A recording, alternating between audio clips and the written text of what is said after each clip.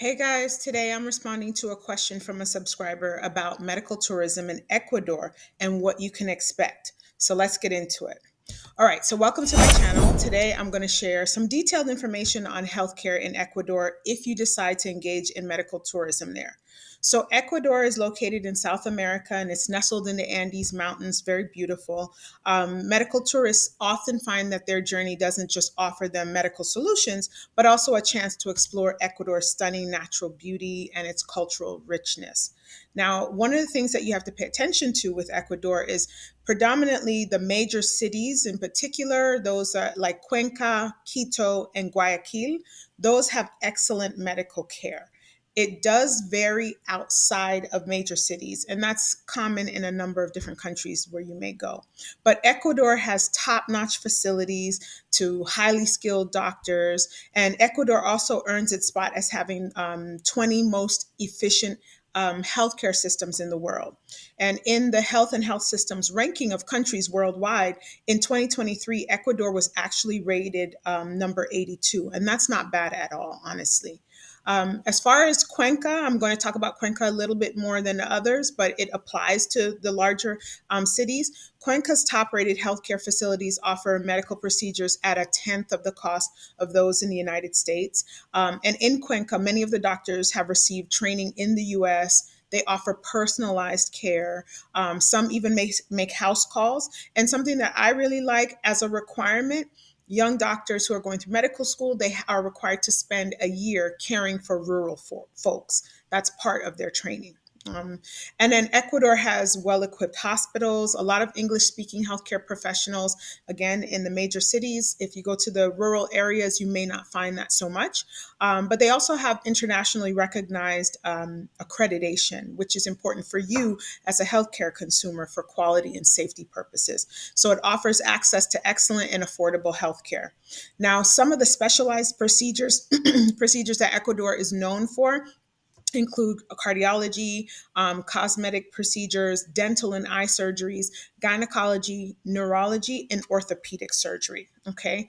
And according to several studies, something else that is important for you is that medicines are also another bargain in Ecuador. Some medicines actually cost less than 10% of what it would cost in the US. Okay. For example, asthma inhalers, that can cost anywhere from $85 to $250 in the US. But in Ecuador, it can actually be purchased over the counter, and it's usually at a cost anywhere between $15 and $35, which is amazing. Heart medications in Ecuador, on average, it's about 15 to 20% less than what you would pay in the US. So there's a number of savings there as well. Now, let's talk about medical treatments. When you talk about medical treatments, you can expect to pay just 7 to 15% of what you would expect to pay in the US for medical treatments. For example, a heart bypass, that would cost around $130,000 in the US, and it'll cost closer to $11,000 in Cuenca. Something like a hip replacement surgery would is priced in the U.S. anywhere between $43,000 to $51,000, and it'll cost about $8,000 in Cuenca, Ecuador. So a ton of savings there. Now there are also significant savings with diagnostic procedures, and I'm going to share a few examples. For instance, MRI results. MRI. MRI's cost in the US, it varies. Honestly, it varies widely due to a number of factors like insurance coverage, geographic location, and the type of facility where you have the MRI done. Okay. Now, without insurance, an MRI can cost a range of $400 to $12,000 in the US. Now, with insurance coverage, it can be significantly lower depending on your deductibles, your copays, those sorts of things. Okay. But an MRI in Ecuador costs $190. In the US, even with insurance, you are probably starting at about $1,000. Okay. Now, in Ecuador, you are usually taken care of immediately. So, accessibility and availability are not an issue. And you can easily secure medical appointments while You often wait months to get a similar appointment in the US. So that's a huge convenience for you as a medical tourist. Okay. Something like a colonoscopy will cost about $350 in Cuenca. A set of simple x rays run about 45 US dollars. And while a full battery of blood tests costs about $75 in Cuenca. I mean, that's not something that you're going to find at those rates in the US, even with insurance. Okay. Now, a private room, hospital room in Cuenca with full medical service and meals averages about $225 a day compared to $950 or more per day in the US for that same hospital stay. Now, in various parts of Ecuador, a visit to a general practitioner, primary care, those types of things, it costs about $20 to $35, while a visit to a specialist can run anywhere from $40 to $80. Okay. For follow up visits, there's usually no charge at all, which is unheard of in the US. And then also things like simple ambulatory procedures, procedures that don't require an overnight stay, they're equally inexpensive. So there's a lot of value when you think about medical tourism in Ecuador. I didn't forget your dental care. Now, dental care in Ecuador is also a bargain, usually costing 80 to 90% less than similar care in the US. You can get your teeth cleaned for around $20, and a filling runs about $40. And then Ecuador offers skilled and highly trained professionals, modern and hygienic facilities, and cutting edge technology and equipment at an excellent value. Okay. Also, if you're thinking about your eyes, things like LASIK surgery, that's inexpensive and it's of high quality being done there as well. They're known for that. Maybe you're thinking about something like cataract surgery. Cataract surgery costs about $3,000 per eye in Ecuador.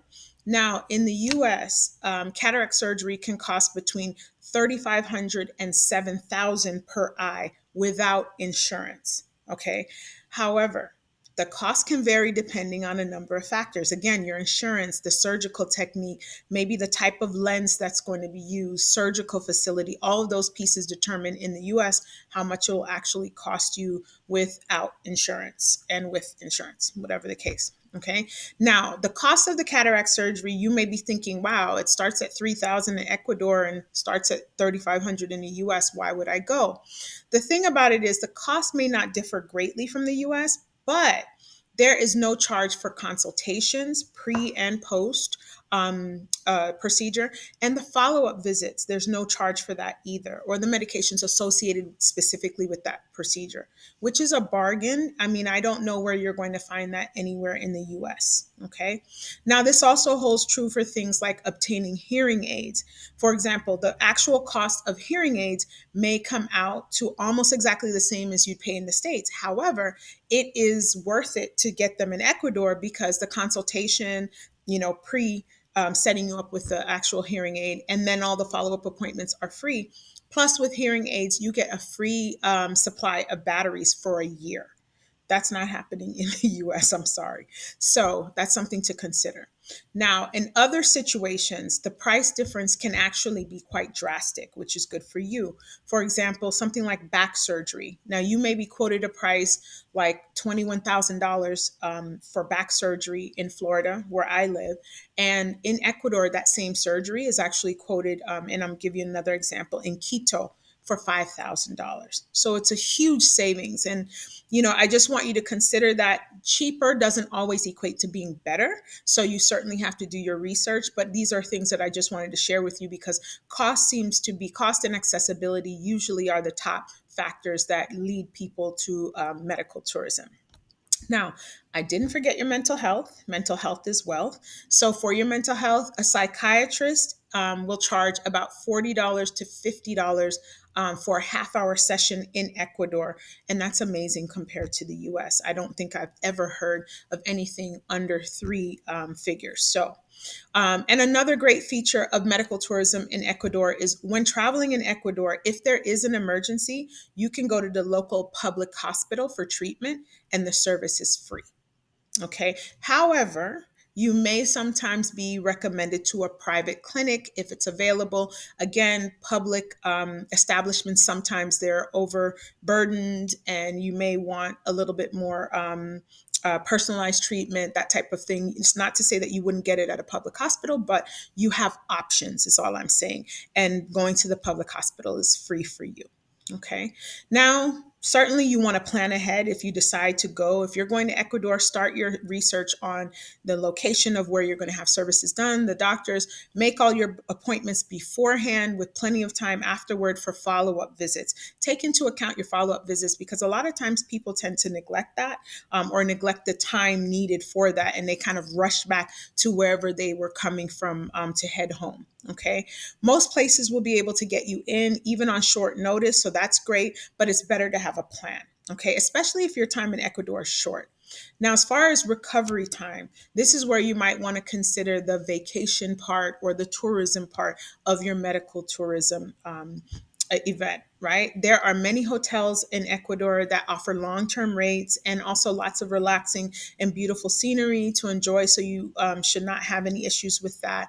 There's plenty of Airbnbs, there's bed and breakfasts, all types of scenarios based on whatever your needs are. Okay.